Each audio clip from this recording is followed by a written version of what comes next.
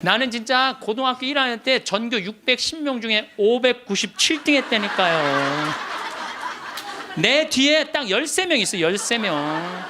걔네들이 어떤 애들이냐면 태권도부 조종부 애들이었어. 민간인으로 내가 단연 1등이었어, 뒤에서. 그런데 제가 여러분들한테 말씀드려요. 저는 어렸을 때부터 이날 때까지 항상 즐겁게 놀았던 기억이 많아요. 공부했던 기억보다는. 근데 저는 참 행복해요. 근데 공부만 했던 사람들하고 얘기해 보면요, 행복했던 기억이 없대요. 그럼 누가 남는 장사야? 맨날 놀고 맨날 행복한 내가 남는 장사 아니에요. 그게 남는 거예요. 그리고 난 고등학교 2학년 때 전교 꼴등을 했어도 꿈은 있었어.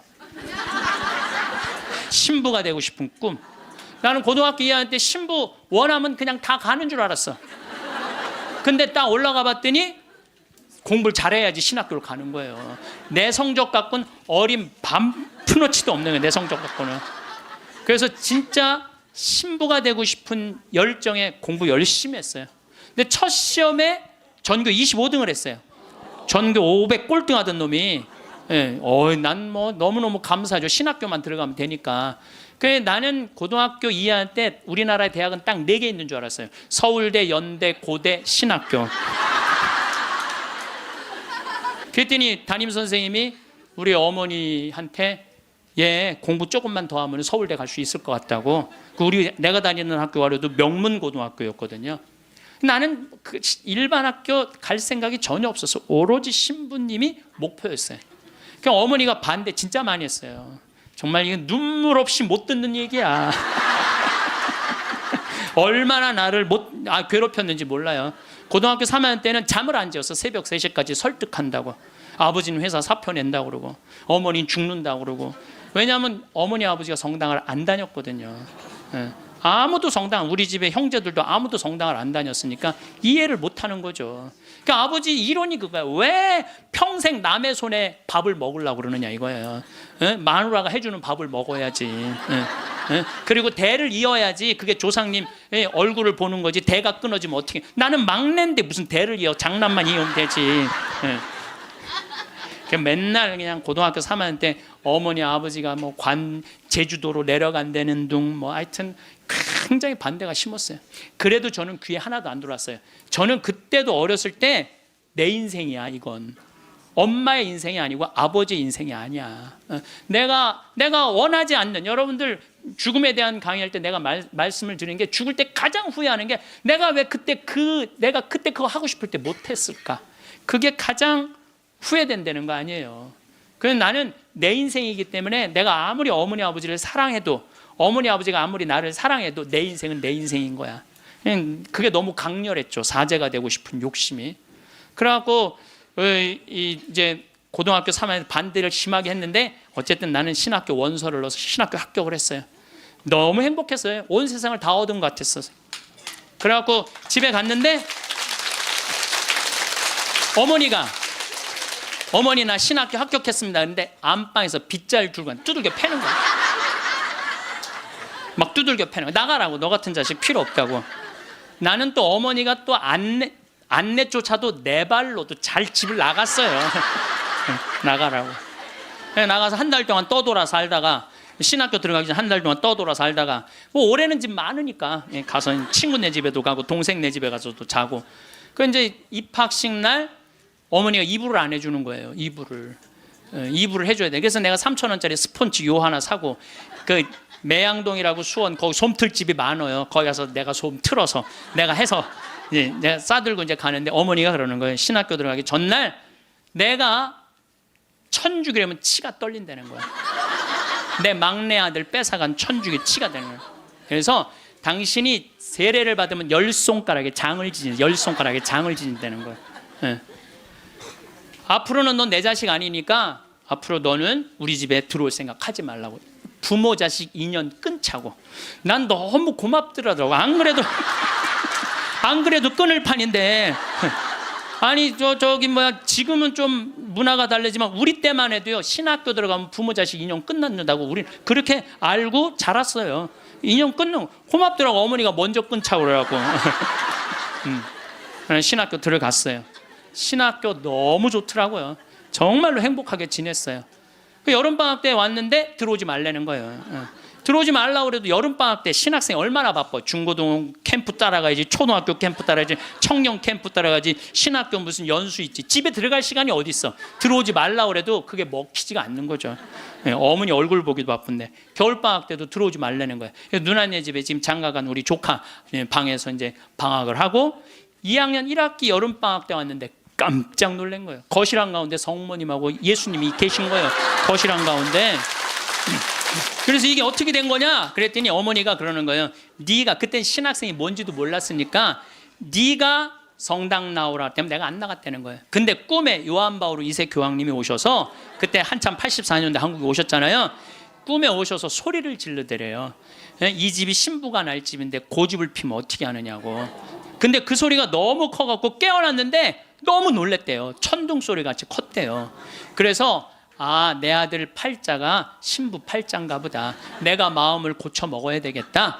그리고 당신이 성당에 나간 거예요. 내가 거실 한가운데 성모님하고 십자고상 있는 거 왜 놀랬느냐 하면은 고등학교 2학년 때 어머니가 내 방에 있는 성모상 십자고상 다 버렸거든.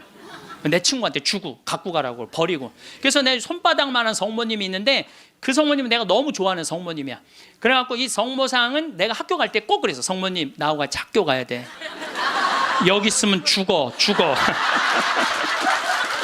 그래서 내 가방에 넣어갖고 학교 가요? 그럼 어머니가 버리려고 내 방 딱 방문 열으면 없대는 거야. 분명히 있었는데 성모님이 발이 있는 것도 아니고. 저녁에 오면 내 방에 또 가방에 딱 꺼내놓고 다음날 학교 가자 성모님. 그래갖고 근데 성모상이 거실 한가운데 있으니 얼마나 놀래요. 근데 어머니가 누구한테 얘기를 하고 나가? 성당 나가면 10손가락에 장을 찢은다고 그러는데. 저녁 먹으면서 이제 당신이 세례받은 사연을 얘기를 하더라고요. 근데 그 얘기를 다 듣고 숟가락을 딱 내려놓고 어머니 나하고 부엌에 좀 가자. 부엌에 왜 가니? 가스불 켜놓고 장지지로 가자. 장지지로 10손가락에 장지지로. 성당 나가면 10손가락에 장지진다며. 내가 언제 그랬냐는 거예요. 근데 요즘은 어머니가 이런 말씀을 하세요. 미안하다고. 그렇게 좋아하는 건데 저렇게 좋아하는데 내가 왜 이렇게 말렸는지 모르겠다고. 여러분들 자식이요 좋아하는 걸 시키세요. 여러분들이 좋아하는 걸 시키지 말고 자식이 좋아하는 걸 시키세요. 우리 집에 참 재밌어요. 우리 집은 조카가 6이 있는데 얘네들이 또 다 애들이 돌머리야.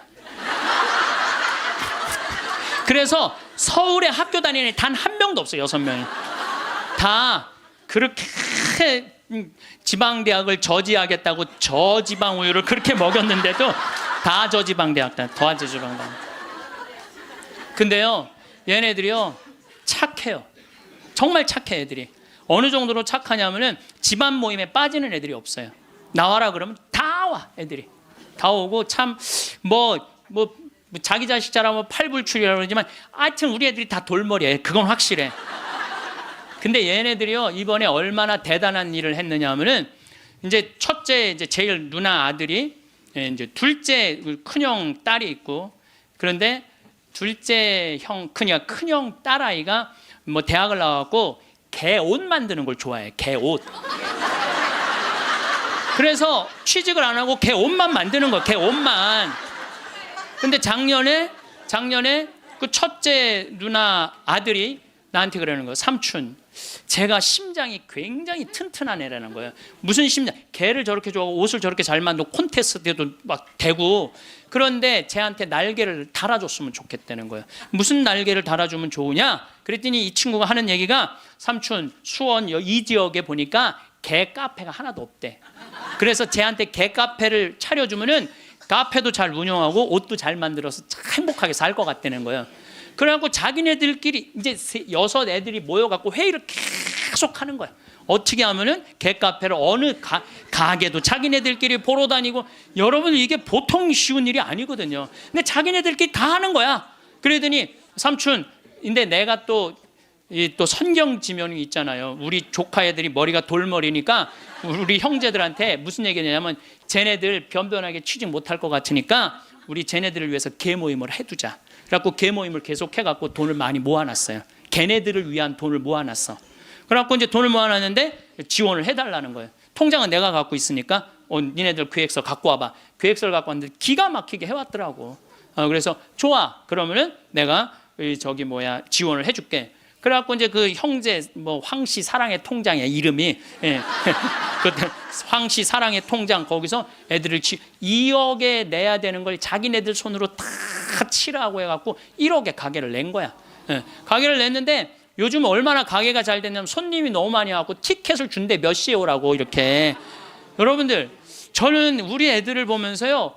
내가 걔네들이 서로 친하고 그래. 야 얘네들아 니네들이 왜 서로 그 막내집 딸은 그러니까 둘째 형님 딸은 커피 바리스타 배워갖고 커피 내리고 그 오빠는 기획하고 커피 기계 사주고 그리고 큰형 딸은 거 운영하고 이게 쉬운 일이 아니잖아요. 그래서 내가 불러갖고 걔네들한테 한마디 했어요. 야 니네들 중에 서울대학 다니는 애 한 명만 있으면 니네들 절대 이렇게 안 돼. 니네들이 다 저지방 다니기 때문에 이렇게 친한 거야. 그래서 니네들 저지방 다니는 게 다 축복이야.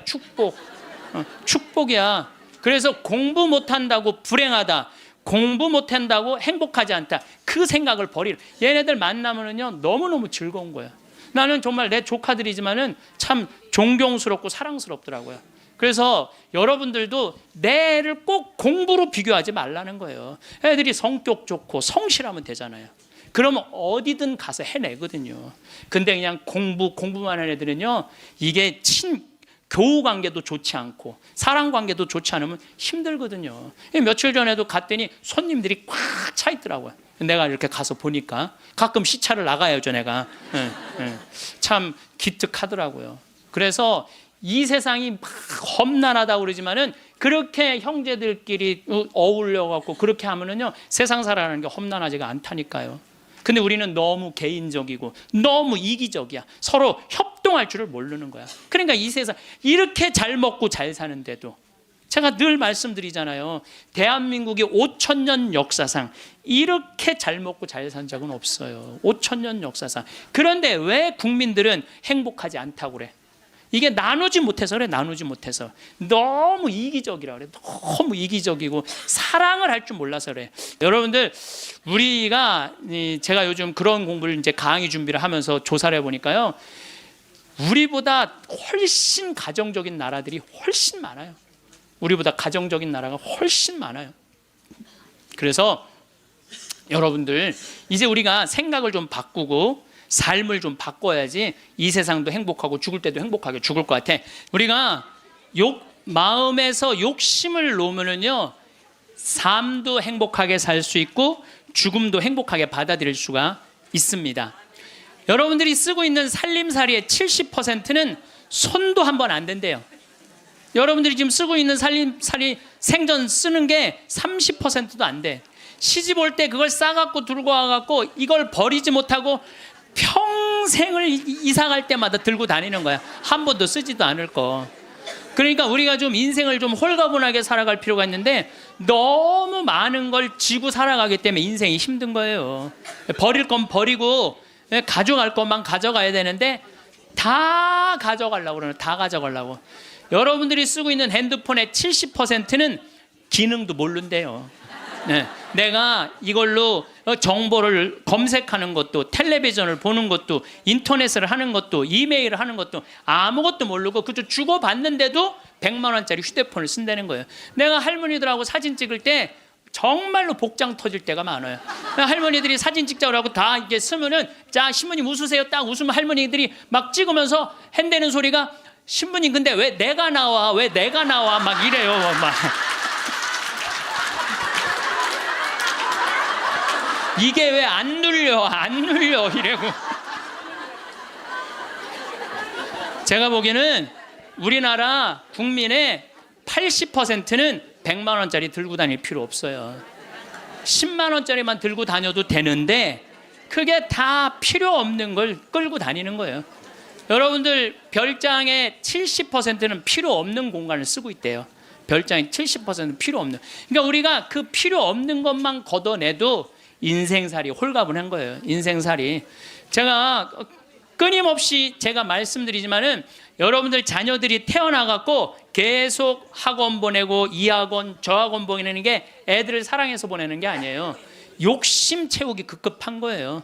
욕심 채우려고 애들을 불행하게 만드는 거예요. 애들은요 끌고 다니는 게 사랑이 아니에요. 애들은 엄마 아빠가 같이 놀아주고 같이 놀아만 줘도 여러분들 애들은 행복해요. 저도 역시 인생 살면서 욕심 때문에 힘들 때가 참 많았어요. 제가 막 생태마을 꾸밀 때 뭐 주머니에 돈 한 푼 없었고, 물론 우리 할아버지 신부님이 도와주긴 했지만 이것저것을 계속 내가 이거 하고 싶고 저거 하고 싶고 욕심을 피다 보니까 내 인생 자체가 힘들더라고요. 그래서 5년 전부터 아무것도 안 하는 거예요. 아무것도 안 하고 몸 안에 강의 열심히 다니고 청국장 열심히 만들고 이런 것만 하니까 사는 게 너무너무 즐거운 거예요. 근데 내가 집 한 채를 짓는다, 성당 하나를 짓는다, 뻥뻥 터질 때는요 인생이 힘든 거예요. 여러분들 인생 살면서 가장 무서운 단어가 뭔지 아세요? 확장 이전이야. 확장 이전. 인생 살면서 가장 무서운 단어가 확장 이전이에요.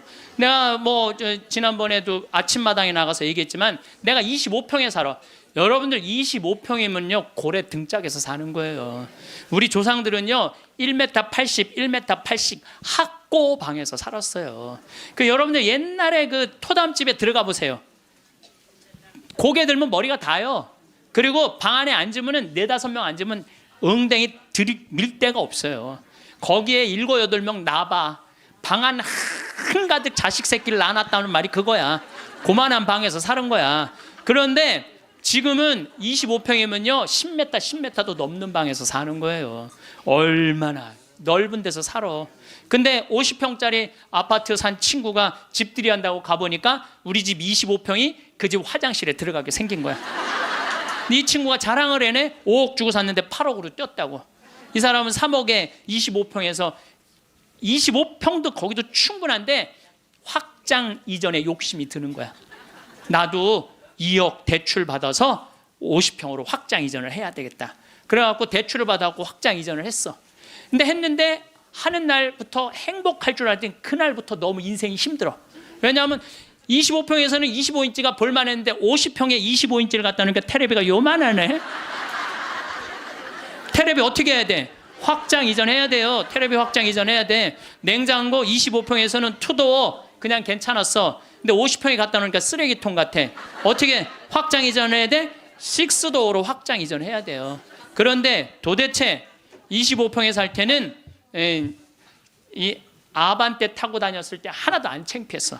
왜냐하면 그 25평에 사는 사람들은 다 엑센트, 무슨 K3, SM3, 뭐 소나타 이 정도인데 50평에 이사 가보니까 벤츠, BMW, 아우디네 다.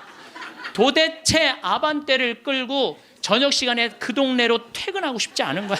창피해서. 그래서 밤 10시에 아무도 안 볼 때 밤 10시에 집에 내 집인데도 그게 확장 이전 때문에 생긴 고통이에요. 여러분들 이 동부건설, 동부철강 얼마나 잘 나가던 회사예요. 그런데 60개 계열사로 늘리는 바람에 도저히 회사를 유지 못하니까 1조 얼마를 분식회계를 해갖고 여러분들 투자자들 싹 날려. 지금 그 회장님은 지금 12년 감옥형이에요. 그냥 동부철강, 동부건설 그냥 동부화재 하지 뭘 확장 이전을 한다고. 그 바람에 호의호식할 수 있는데 감옥에 가 있잖아요. 한순간에 무너지는 거야. 한순간에. 그러니까 여러분들도 인생 한순간에 무너지고 사기당하는 건요 뭐 때문에 그러는 줄 알아요? 마음 안에 욕심 때문에 그러는 거야. 나만 잘 살라고 그러는 욕심은 무서운 거야. 욕심을 부려도 다 같이 잘 살라고 그러는 욕심을 부려야 돼. 욕심을 부려면. 근데 대한민국 사람들은 나만 잘 살라고 그래. 살려면 다 같이 잘 살아야 되는데. 그래서 여러분들도 제발 다 같이 잘 사는 욕심을 좀 부렸으면 좋겠어요. 여러분들도 인생 살아가면서요 언제 괴로우냐면은 이놈의 확장 이전 하려고 그럴 때 괴롭다니까. 내가 100명 들어오는 식당을 운영하고 있어. 근데 뭐 50명이 더 와. 150명이 와. 바글바글해. 자리가 없어. 자리가 없어. 그러니까 야, 내가 150명 들어오는 가게로 확장 이전을 하면은 저 50명까지 받을 텐데 악마가 속삭여요. 그럼 150명 들어가는 걸로만 하면 참 좋은데 확장 이전을 할 때는요 300명 들어오는 걸로 해요. 사람이 다 그래. 이상하게 300명 들어오는 걸로 해. 그 돈 벌고 싶은 욕심에서 그런 거예요. 그게 아주 미세한 차이인데요, 그 욕심을 부리지 않는 사람은 인생을 실패하지 않고 그 욕심을 끊임없이 부리는 사람은 끊임없이 망하는 거예요. 그래갖고 300명 들어오는 걸로 했는데 150명이 들어오긴 들어와. 근데 나머지 150명이 안 들어와. 이건 원래 없던 사람인데 욕심이야. 그러니까 안 되니까 주방에다가, 주방장 안 되겠다, 그 사골 국물에 우유 풀어라. 우유. 망하는 건 순식간에 망하는 거예요. 자, 마지막으로 우리 교황님께서 행복 10계명을 작년에도 내놓고 올해도 내놓으셨는데, 내가 이게 내용이 너무너무 편안하고 좋아서 여러분들한테 소개를 해드립니다. 우리 교황님이 뭐라고 그러냐면, 자신의 방식대로 인생을 살되 타인의 인생을 존중하라. 이게 참 좋은 것 같아요. 우리는요 남 잘 되는 꼴을 못 봐요. 남 잘 되는 꼴을 일단 깎아내리는 거야. 예. 내가 하면 로맨스, 남이 하면 스캔들이야. 예. 근데 남이야 어떻게 살든 내 멋에 살 줄 알아야 돼요.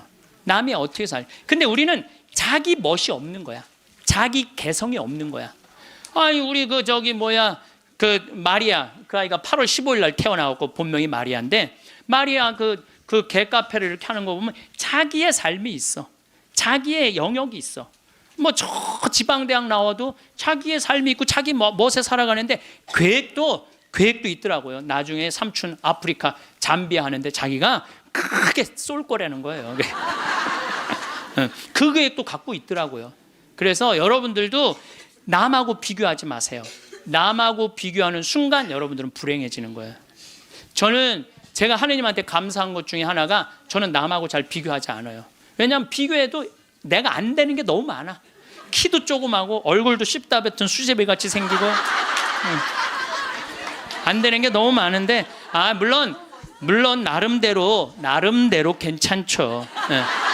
나름대로 괜찮은데 남하고 비교하는 순간부터 행복은 날아가는 거예요. 그래서 교황님이요 자기 방식대로 인생을 살라는 거예요. 근데 자기가 없잖아. 우리는 내가 없고, 누구 서울대학 안 가면 난 패배자고, 자식이 의사가 없으면 난 패배자고, 강남에 못 살면 난 패배자고, 이런 생각을 하고 사는 거예요. 꼭 이뻐야지 훌륭하고 잘생겨야지. 그러니까 꼭 이뻐야 돼요. 나는 요즘 들어서 얼굴보다는 마음이 훨씬 더 중요한 것 같아. 그리고 사실은 50 넘으면 다 거기서 거기예요. 50 넘으면 거기서 거기예요. 다 비슷비슷해요. 그런데 마음이 얼마나 아름다우냐에 따라서 다르다는 거예요. 마음이. 그래서 자기 방식대로 살 줄 알아야 된다는 거예요. 두 번째, 타인에게 마음을 열라. 우리 가운데 여기 계신 분들 이런 생각하고 있는 분들 계실 거야. 상처 많이, 인생을 살아가면서 상처 많이 받은 분들, 이런 아무도 사랑하지 않을 거야. 아무도 사랑하지. 나는 주지도 않고 받지도 않을 거야. 이런 분들 있어요. 내가 인생 살아보니까 인간들 이게 쓸데가 못 돼. 인간들 믿을 게 못 돼. 나는 사랑 안 하고 살 거야. 뭐하러 살아 그럼? 그렇지 않겠어요? 사랑을 하고 살아야지 사람인데, 아무도. 제가 요즘 이렇게 이제 나이를 먹으면서 사람을 만나는 게 참 즐겁더라고요. 사람을 만나는 일이 참 즐겁고 신나더라고요. 그래서 이렇게 사람을 만나고 연락을 주고받고 친구를 도와주고, 물론 나도 도움을 많이 받죠. 여기 우리 교우들이 저를 정말 많이 도와주는, 그래서 정말 신나요. 나도 또 도울 수 있는 일이 있으면 얼마든지 돕고. 그러니까 타인에게 마음을 열 때 삶이 풍요로워지는 거예요. 인간관계가 굉장히 넓어지고 삶이 풍요로워지는 거죠. 다른 사람들에게 마음 열고 친절하게 대해야 된다는 거예요. 아까 제가 이 명동에서 이제 밥 먹고 들어오면서 문을 열어줬는데 한 20명 정도가 내가 문 열어주니까 계속 그냥 들어오더라고요. 내가 문을 열었는데 20명 정도가 계속 들어오더라고요. 그런데 여러분들, 이게 우리의 모습이에요. 서양에는요, 내가 문을 열어주잖아요. 뒤에 사람이요 무조건 잡아줘요. 무조건 잡아줘요. 그리고 그 뒤에 오는 사람이 무조건 잡아줘요. 근데 아까는 내가 문 열었는데 계속, 그리고 나한테 고맙다고 고개 숙인 사람 한 명도 없었어요. 그냥 가는 거예요. 우리가요, 얼마나 타인에 대한 배려가 없는지 몰라요. 다른 사람을 배려해주고 염려해주는 게 너무, 그러니까 참 이기적인 거예요. 지금 대한민국의 모습이 돈 1등 했기 때문에 그런 모습이 없는 거예요. 내가 이제 앞으로도 계속 그래 볼 거야. 계속 한번 문 열고 한번 기다려 볼 거야. 몇 명이 지나가나 감사합니다. 그리고 다 본인이 잡는 사람이 이제 나타나면 이제 우리가 좀 성숙한 거죠. 내가 계속 붙잡고 있었다니까. 세 번째, 고요히 전진하라. 우리가 인생을 살면서요, 한 가지의 목표를 정하면은 계속 해야 돼. 중간에 포기를 하면은요, 이게 안 하는 일만 못 하는 거예요. 제가 이제 생태마을을 꾸미고 산 지가 20년이 되고, 이쪽에 관심을 갖고 산 지가 30년이 돼요. 근데 계속 생태마을 꾸미다 보니까 저한테 하느님께서 시키는 일이 참 많더라고요. 근데 한 가지의 목표를 가지고 계속 고요히 전진하면은요, 우리의 삶에는 축복이 있어요. 근데 하다가 말면 있잖아요, 아무 축복이 없는 거예요. 아무 축복이 없는 거예요. 그래서 내가 뭔가 그냥 5년이고 10년이고 20년이고 계속 진행하는 일이 본인이 있어야 된다는 거죠. 네 번째, 건강하게 쉬어라. 우리 교황님이 참 멋있어요. 노를 때 건강하게 노르라는 거예요. 그러니까 노는 게 중요해. 노는 게, 여러분들 노는 게 하나도 안 중요할 것 같죠? 그거는 돈 있는 사람들의 사치일 것 같죠? 나는 니마 그 강을 건너지 마오에 그 할머니 할아버지들 돈 많아요, 적어요? 돈 많은 분들이 아니에요. 근데 어때요? 참 행복해 보이죠? 자식들이 중간에 와서 싸우긴 했지만 인간극장에서 보면 자식들도 참 건강해요. 손녀가 와갖고 결혼한다고 절도 하고 굉장히 건강한 집이에요. 그래서 나는 그 할머니 할아버지가 이렇게 손을 잡고 이렇게 가시는 모습을 보면서 저게 바로 건강한 거다. 둘이 얼마나 재미나게 살아요. 여러분들, 우리 할머니 할아버지들 한 집에서 어때? 막 맨날 싸우죠. 근데 늙어서는 싸우는 것도 재미야. 싸우지까지 않으면 무슨 재미로 살아, 둘이서. 싸우는 것도 재미예요. 근데 놀 때 건강한 놀이 문화를 만들 필요가 있는 거예요. 자기 취미 생활을. 우리 생태마을의 직원들이 이렇게 보면은 이제 생태마을에서 살면서 사는 게 즐거운 게 있는 것 같아. 그래서 건강하게 노는 법을 배우는 것 같아. 건강하게 노는 법을. 그래서 이번 9월 15일부터 9월 30일까지는 미국 횡단 여행 간다니까, 우리 직원들이 15일 동안. 참 좋죠. 식사 시간만이라도 테레비를 끄고 눈을 마주보고 대화를 하면서 밥을 먹으라는 거예요. 교황님 얘기예요. 교황님 얘기, 내 얘기가 아니고. 근데 우리는 식사 때도 그냥, 그러니까 가족이 아니야. 우리는 한 집에서 그냥 사는 거지. 식구가 아니라니까요. 식구가. 다섯 번째, 일요일은 가족과 함께 보내라. 여러분들 인생 살아가다 보면 나이를 먹으면 먹을수록 가족밖에 없다는 생각 참 많이. 물론 친구도, 벗도 중요하지만은 가족이 참 소중한 거예요. 그래서 근데 우리나라는 가족을 위해서 산다며 가족을 한 번도 안 만나는 아빠들이 너무 많아요. 30살에서부터 50살 때까지 가족을 산다면서 가족을 만나지 않아.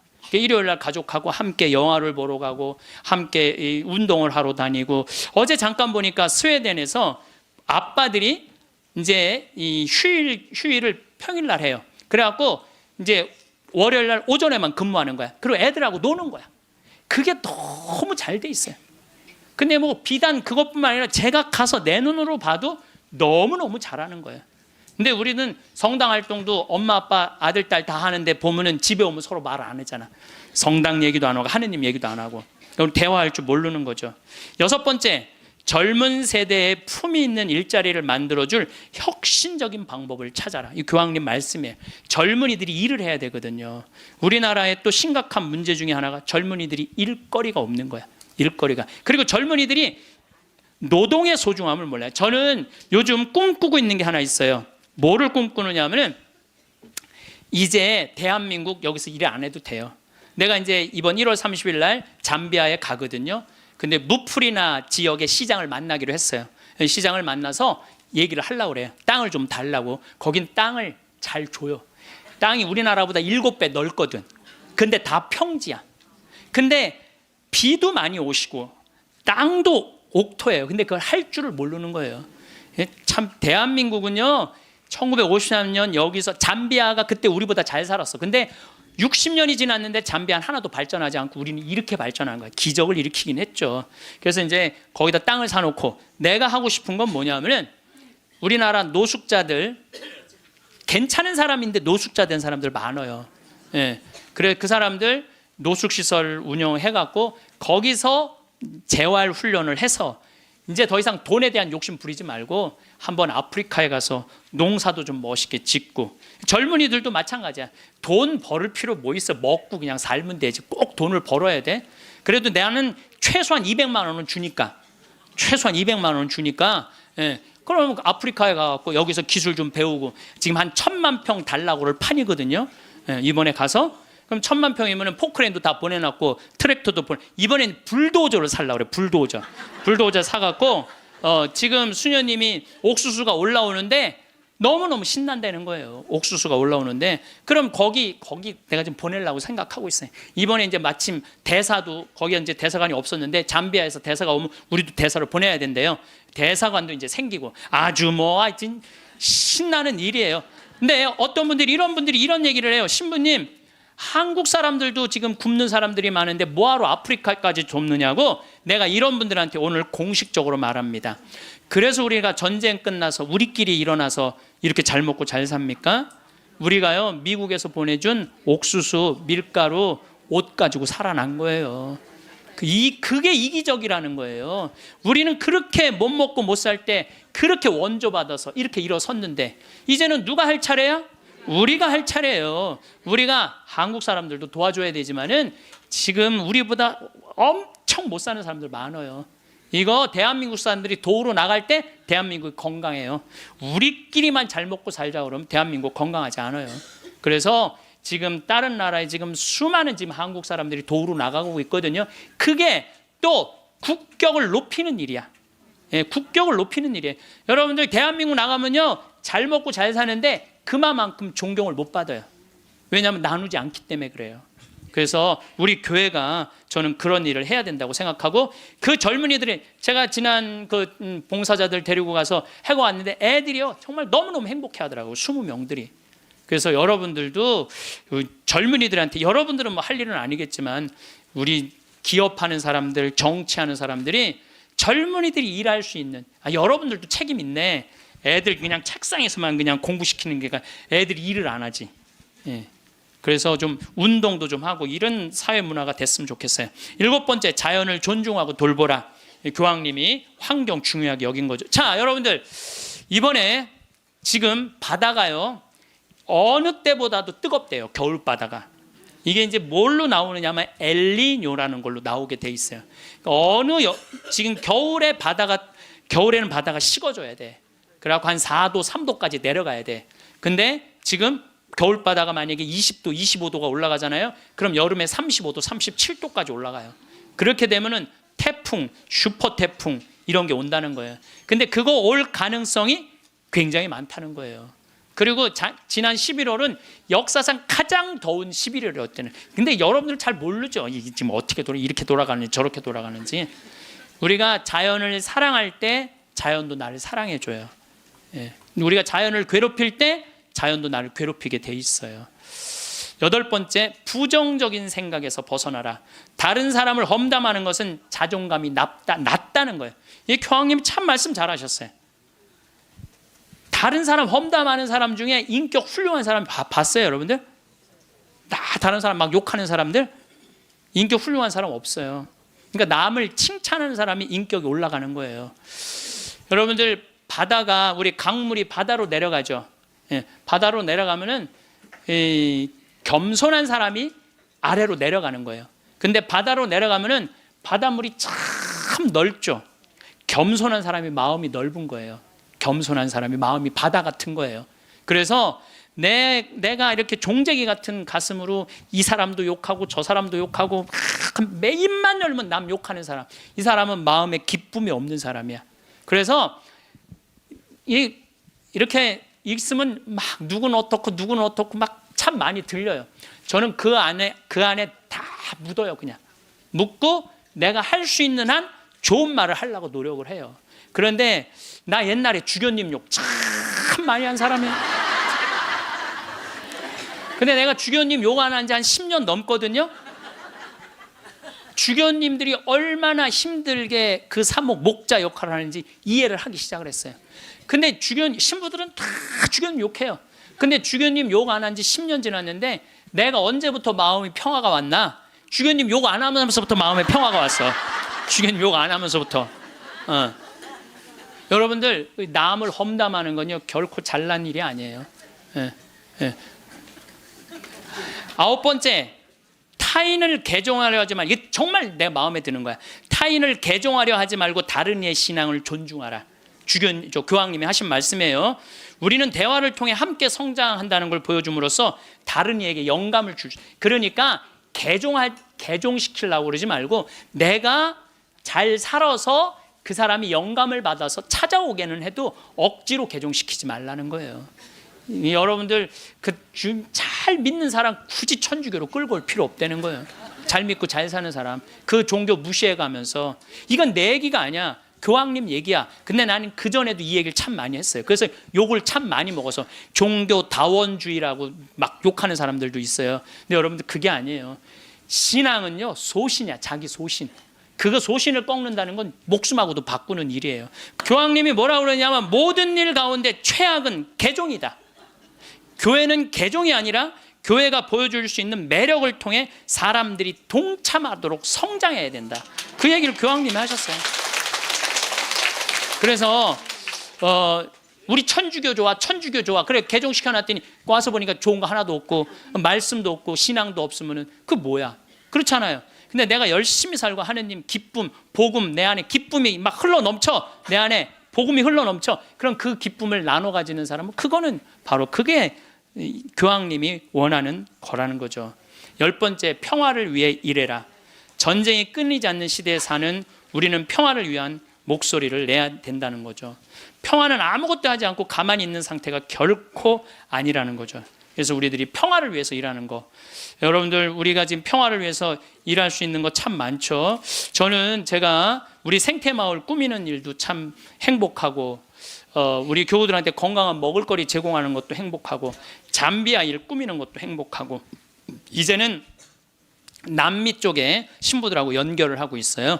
남미 쪽도 우리가 도와줄 수 있으면 도와주는 일도 지금 하려고 지금 추진 중에 있어요. 그래서 일단은 남미에 있는 신부님, 수녀님들한테 프로그램을 내봐라. 그럼 내 1년에 일단은 1,000만 원씩 도와주겠다. 돌아가면서 그렇게 해놨는데 이제 곧 있으면 회의를 한대요. 그래서 편지는 해놨는데 어떻게 될지 모르겠어요. 자, 여러분들 우리들이 잘 사는 사람이 잘 죽을 수 있는 거예요. 이제 예수님이 십자가에 못 박혀 돌아가시고 3일 만에 부활하셔서 하늘나라 문 열어놓으셨어요. 그 문을 들어가느냐 안 들어가느냐 누구한테 달려있는 거냐면 우리한테 달려있는 거야. 나의 믿음, 나의 삶에 달려있는 거야. 그래서 그 하늘나라가 어떤 세상이 전개될지는 우린 모르지. 바오로 사도 말처럼 지금은 희미하게 보이겠지만 그때는 완전히 잡을 수 있겠죠. 그렇지 않겠어요? 지금까지 그 하늘나라까지 다 상상하지 마세요. 그거 우리가 어떻게 알아? 그 다음 세계는 그 다음 세계에 가서 알아보면 되지. 여러분들 엄마 뱃속에 있을 때 여기 이렇게 될 줄 알았어요? 그렇죠? 똑같은 거예요. 우리가 마지막 하늘나라는 하늘나라 가서 경험하면 되는 거예요. 하느님 온전히 믿고 이 세상 기쁘게 살면은 여러분들 행복한 나날 되고 마지막 날 영광스럽게 예수님 만나서 얼싸 안을 수 있으리라 생각을 합니다. 김수환 추기경님께서 2001년에 독일 어느 노인의 시라는 걸 옮겨 놓으셨는데 내용이 좋아서 마지막 기도로 바치겠습니다. 성부와 성자와 성령의 이름으로 아멘. 세상에서 으뜸인 일은 기쁜 마음으로 나이 먹고 일하고 싶지만 참고 말하고 싶지만 침묵하고 실망스러워질 때 희망을 갖고 마음 편히 공손하게 내 십자가를 지는 일, 젊은이가 힘차게 하느님의 길을 가도 시기하지 않고 남을 위해 일하기보다 겸손되이 남의 도움을 받으며 몸이 약해 아무 도움도 줄 수 없어도 온유하고 친절한 마음을 잃지 말자. 늙음은 무거운 짐이지만 하느님께서 주신 선물, 오랜 세월 때 묻은 마음을 세월의 무게를 담아 마지막으로 닦는다. 내 고향으로 돌아가려고. 이 세상에 나를 묶어놓은 끈을 하나씩 하나씩 끊는 것은 참 잘하는 일이다. 세상에 매어 있지 않아 아무것도 할 수 없게 되면 겸손되이 받아들이자. 하느님께서는 마지막으로 기도라는 가장 좋은 것을 남겨두신다. 손으로는 아무것도 할 수 없어도 두 손을 모으면 늘 할 수 있는 기도, 사랑하는 모든 일을 위해, 하느님께서 은총을 베푸시도록 빌기 위해, 모든 것이 다 끝나는 날 어서와 친구야, 너를 결코 잊지 않았어. 임종 머리맡에서 속삭이는 하느님을 만나게 될 것이다. 우리는 참으로 비교가 일상이 된 시대를 살고 있습니다.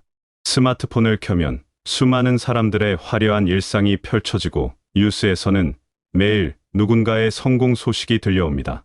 이웃의 삶은 더욱 윤택해 보이고 다른 이들의 성취는 더욱 눈부셔 보입니다. 끝없이 타인의 성공담이 흘러나오고 주변 사람들의 자랑스러운 순간들이 시시때때로 우리 눈앞에 펼쳐집니다. 이런 끊임없는 비교 속에서 우리는 정작 나 자신의 행복이 무엇인지 잊어버리고 살아가고 있는 것은 아닐까요? 마음 한편에서는 설명할 수 없는 불안감이 자리 잡고 무언가 놓치고 있다는 공허함이 찾아오기도 합니다. 분명 나름대로 열심히 살아왔는데 왜 이런 기분이 드는 걸까요? 얘가 원하는 것이 무엇인지도 모호해지고 진정으로 만족스러운 순간이 언제였는지조차 기억하기 어려워집니다. 혹시 우리가 진정한 삶의 만족을 놓치고 있는 것은 아닐까요? 이제는 타인의 기준이 아닌 나만의 길을 찾아야 할 때입니다. 여러분 각자의 마음 깊은 곳에 숨어 있는 진정한 행복의 모습을 다시 한번 들여다볼 시간이 왔습니다. 우리 사회는 마치 정답이 있는 것처럼 성공의 공식을 제시합니다. 좋은 대학을 나와서 안정된 직장에 다니고 집과 차를 소유하며 경제적으로 풍족해지는 것. 이것이 바로 우리가 추구해야 할 성공이라고 말입니다. 사회 곳곳에서는 이런 기준들이 당연한 것처럼 받아들여지고 있고 많은 사람들이 이 틀 안에서 자신의 가치를 평가받으려 애쓰고 있습니다. 하지만 정말 이런 획일적인 기준이 우리 모두를 행복하게 해줄 수 있을까요? 세상에는 수많은 사람이 살아가고 있고 각자가 가진 가치관과 재능, 그리고 꿈의 모습이 모두 다릅니다. 정해진 성공 공식을 좇다 보면 우리는 마치 목마른 사람이 신기루를 쫓는 것과 같은 상황에 빠지게 됩니다. 아무리 달려도 진정한 만족과 충족감에 도달하지 못하고 오히려 더 큰 갈증만 느끼게 되는 것입니다. 하나의 목표를 달성하면 또 다른 더 높은 목표가 나타나고 그것을 이루면 또 다른 것이 기다리고 있습니다. 이런 끝없는 경주 속에서 우리는 언제 진정으로 만족할 수 있을까요? 더욱 안타까운 것은 남의 기준에 맞춰 살다 보면 우리가 내 인생의 주도권을 잃게 된다는 점입니다. 내가 무엇을 원하는지, 내가 무엇에서 기쁨을 느끼는지도 모른 채 오직 타인의 인정과 평가에 의존하여 나의 가치를 증명하려 합니다. 마치 다른 사람이 쓴 시나리오를 따라 연기하는 배우처럼 살아가게 되는 것입니다. 이는 결코 진정한 만족을 가져다 줄 수 없습니다. 사회가 만들어낸 성공의 틀은 분명 하나의 길이 될 수 있습니다. 하지만 그것이 유일한 길은 아닙니다. 각자에게는 각자만의 고유한 길이 있고 그 길에서 발견하는 행복의 모습도 저마다 다를 수밖에 없습니다. 우리는 이제 정해진 답안지를 내려놓을 용기가 필요합니다. 그리고 나만의 행복이 무엇인지 스스로에게 질문을 던져볼 시간이 필요합니다. 나만의 길을 찾는다는 것이 거창하고 어려운 일처럼 느껴질 수도 있습니다. 하지만 사실 그것은 아주 소소하고 일상적인 것에서부터 시작됩니다.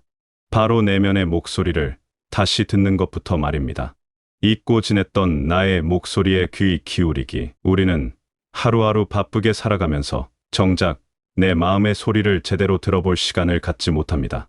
세상의 소음이 너무 크고 다른 사람들의 목소리가 너무 많아서 정작 내 안에서 들려오는 작은 목소리는 묻혀버리고 맙니다. 해야 할 일들에 쫓기다 보면 나는 언제 행복했는지, 나는 무엇을 할 때 가장 나다운 모습이었는지 생각해볼 여유조차 없게 됩니다. 하지만 잠시 멈추어 서서 조용한 시간을 가져보면 어떨까요? 스마트폰도 내려놓고 텔레비전도 끄고 오롯이 나 자신과 마주하는 시간을 가져보는 것입니다. 처음에는 어색하고 불편할 수도 있습니다. 조용한 공간에 혼자 있는 것이 어색하게 느껴질 수도 있고 생각이 여기저기로 흩어지는 것 같을 수도 있습니다. 그 시간에 스스로에게 질문해 보세요. 나는 언제 가장 편안함을 느낄까? 무엇을 할 때 시간 가는 줄 모를까? 어떤 순간에 진정한 보람과 기쁨을 느꼈을까? 내가 가장 나답다고 느꼈던 순간은 언제였을까? 다른 사람의 시선을 의식하지 않고 온전히 나 자신일 수 있었던 때는 언제였을까? 이런 질문들에 대한 답은 화려하거나 거창하지 않을 수도 있습니다. 어쩌면 아주 소소하고 평범한 것들일지도 모릅니다. 혹시 답이 바로 떠오르지 않더라도 괜찮습니다. 오히려 그런 질문을 스스로에게 던지기 시작했다는 것 자체가 중요한 첫걸음입니다. 중요한 것은 다른 사람이 어떻게 생각할지에 대한 걱정을 잠시 내려놓는 것입니다. 사회적으로 인정받을 만한 일인지, 경제적으로 도움이 되는 일인지, 그런 기준들을 모두 제쳐두고 순수하게 내 마음이 원하는 것이 무엇인지 들어보는 것입니다. 내 마음의 소리를 들었다면 이제는 그것을 향해 작은 걸음을 내딛어 볼 차례입니다. 처음부터 크고 완벽한 계획을 세울 필요는 없습니다. 오히려 가벼운 마음으로 호기심을 품고 시작하는 것이 더 좋습니다. 예를 들어 마음 한편에서 늘 그림, 그리기에 대한 관심이 있었다면 작은 스케치북 하나를 사서 간단한 낙서부터 시작해보는 것입니다. 요리에 관심이 있었다면 평소 먹어보고 싶었던 음식 하나를 직접 만들어보는 것입니다. 식물 기르기에 관심이 있었다면 작은 화분 하나부터 시작해보는 것입니다. 이런 작은 시도들이 처음에는 서툴고 완벽하지 않을 수 있습니다. 하지만 그것이 문제가 되지 않습니다. 오히려 그 서툼 속에서 새로운 발견의 기쁨을 느낄 수 있고 조금씩 나아지는 자신의 모습에서 성취감을 얻을 수 있습니다. 처음 그린 그림이 마음에 들지 않더라도 붓을 쥐고 있는 그 순간의 집중과 몰입 자체가 주는 평안함을 느낄 수 있을 것입니다. 처음 만든 요리가 완벽하지 않더라도 재료를 손질하고 조리하는 과정에서 느끼는 창조의 즐거움이 있을 것입니다. 중요한 것은 결과가 아니라 그 과정에서 느끼는 즐거움입니다.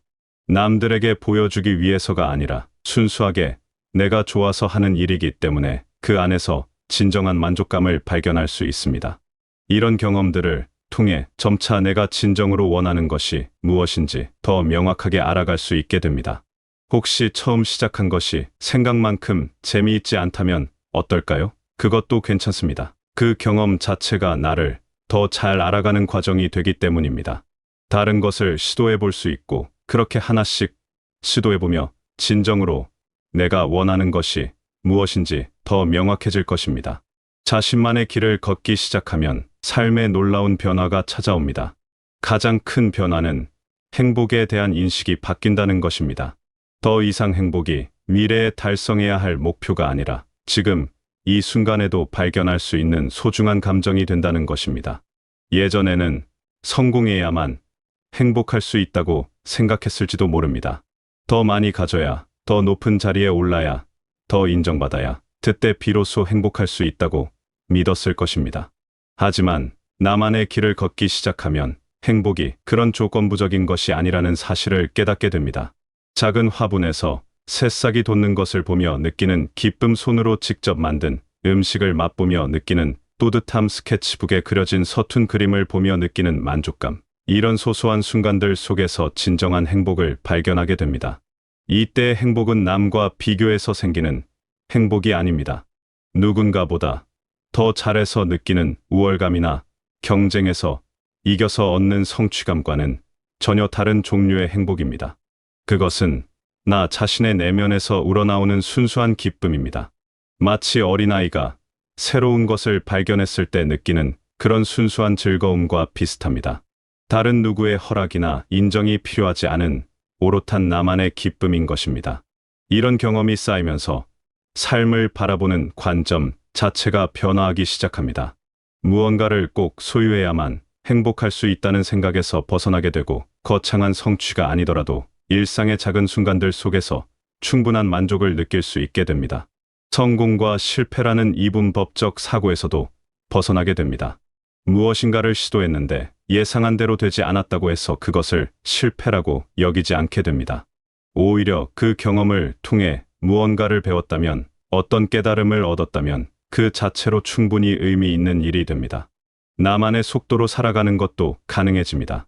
다른 사람들이 빨리 달려간다고 해서 나도 똑같은 속도로 달려야 한다는 압박감에서 벗어날 수 있습니다. 내가 편안하게 느끼는 속도로, 내가 원하는 방향으로 걸어가면 그것으로 충분합니다. 어제의 나와 오늘의 나를 비교하며 작은 성장도 따뜻하게 인정할 수 있게 됩니다. 남들보다 더 앞서 있는지가 아니라 어제보다 조금이라도 나아진 내 모습을 발견하고 그것을 스스로 격려하고 사랑할 수 있게 됩니다. 이런 변화들이 모여서 삶 전체에 새로운 활력이 생겨납니다. 매일매일이 조금씩 다르게 느껴지고 작은 일상들도 새로운 의미를 갖게 됩니다. 무엇보다 자신에 대한 애정과 신뢰가 생겨나며 삶에 대한 전반적인 만족도가 높아집니다. 지금까지 나만의 길을 찾아가는 것에 대해 이야기해 보았습니다. 하지만 한 가지 분명히 해야 할 것이 있습니다. 사람마다 행복의 모습은 모두 다르다는 사실입니다. 어떤 분에게는 조용한 정원에서 식물을 돌보는 것이 최고의 행복일 수 있고, 다른 분에게는 새로운 사람들과 만나서 이야기를 나누는 것이 가장 큰 기쁨일 수 있습니다. 또 어떤 분은 혼자만의 시간을 통해 내면을 탐구하는 것에서 만족을 느낄 수 있고, 누군가는 다른 사람들과 함께 무언가를 만들어가는 과정에서 보람을 느낄 수 있습니다. 이 모든 것이 다 소중하고 가치 있는 것들입니다. 어떤 것이 더 좋고 어떤 것이 더 나쁘다는 기준은 없습니다. 각자에게 맞는 행복의 모습이 있을 뿐입니다. 그렇기 때문에 여러분도 다른 사람의 행복을 부러워하거나 따라하려고 노력할 필요가 없습니다. 대신 여러분 자신의 마음 깊은 곳에서 들려오는 목소리에 귀 기울이시기 바랍니다. 그리고 그 목소리가 가리키는 방향으로 용기 있게 첫걸음을 내디뎌 보시기 바랍니다. 세상이 만들어 놓은 성공의 공식이나 행복의 기준을 잠시 내려놓으셔도 괜찮습니다. 오히려 그런 외부의 기준들에서 자유로워질 때 비로소 진정한 내 모습을 발견할 수 있고 진정한 만족을 느낄 수 있습니다. 물론 이런 변화가 하루아침에 일어나는 것은 아닙니다. 오랫동안 익숙했던 생각의 패턴을 바꾸고 새로운 방식으로 살아가는 것은 시간이 필요한 일입니다. 때로는 두려움이나 불안감을 느낄 수도 있고 주변의 시선이 부담스러울 수도 있습니다. 가족이나 지인들이 여러분의 변화를 이해하지 못할 수도 있고, 혹은 걱정의 마음으로 예전의 안전한 길로 돌아가라고 권할 수도 있습니다. 하지만 그런 어려움들도 성장의 과정이라고 생각하시면 좋겠습니다. 나비가 되기 위해 번데기의 단계를 거쳐야 하듯이 진정한 나를 찾기 위해서는 어느 정도의 혼란과 고민의 시간도 필요할 수 있습니다. 이런 과정을 거쳐야만 진짜 자신만의 길을 발견할 수 있고 그 길에서 진정한 만족을 느낄 수 있게 됩니다. 중요한 것은 포기하지 않는 것입니다. 설령 길을 잃은 것 같다고 느껴져도 실제로는 여러분만의 고유한 여정을 걸어가고 있는 것입니다. 그 여정 자체가 소중하고 의미 있는 것입니다. 여러분 각자가 자신만의 속도로 자신만의 방식으로 걸어가는 그 아름다운 여정을 진심으로 응원합니다. 때로는 힘들고 외로운 길일 수도 있지만 그 끝에는 분명 여러분만이 발견할 수 있는 특별한 행복이 기다리고 있을 것입니다. 여러분의 마음속 깊은 곳에 숨어 있던 진정한 나를 찾으시고 그 나와 함께 만들어가는 삶이 더욱 풍요롭고 만족스러운 것이 되시길 바라겠습니다. 남들이 정해놓은 기준이 아닌 여러분, 자신만의 기준으로 여러분만의 행복을 발견하시고 그 행복을 온전히 누리며 사시는 분들이 되시길 바라겠습니다.